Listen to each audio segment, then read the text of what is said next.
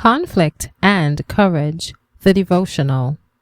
The reading for today is entitled Hardening of the Heart, March 24th.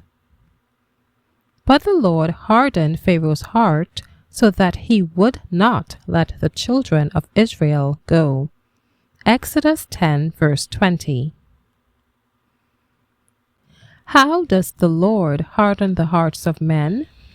In the same way in which the heart of Pharaoh was hardened. God sent this king a message of warning and mercy, but he refused to acknowledge the God of heaven and would not render obedience to his commands. He asked, "Who is the Lord, that I should obey his voice?" The Lord gave evidence of his mercy by working signs and miracles before him. The great I Am acquainted Pharaoh with his mighty works, showing him that he was the ruler of heaven and earth, but the king chose to defy the God of heaven. He would not consent to break his proud, stubborn heart, even before the King of Kings, that he might receive the light, for he was determined to have his own way and work out his rebellion.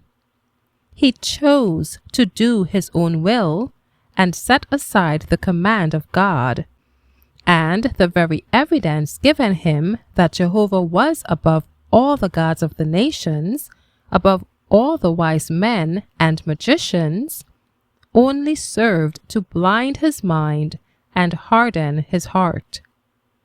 Had Pharaoh accepted the evidence of God's power given in the first plague, he would have been spared all the judgments that followed.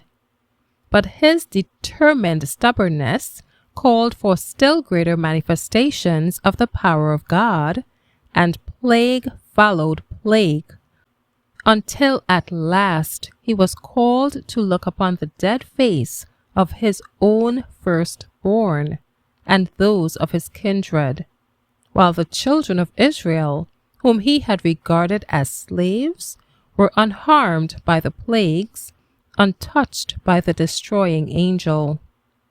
God made it evident upon whom rested his favor, who were his people. Every additional evidence of the power of God that the Egyptian monarch resisted carried him on to a stronger and more persistent defiance of God. This case is a clear illustration of the sin against the Holy Ghost. Whatsoever a man soweth, that shall he also reap. Gradually the Lord withdrew his spirit, removing his restraining power. He gave the king into the hands of the worst of all tyrants, self. Be strong in the Lord and in the power of his might.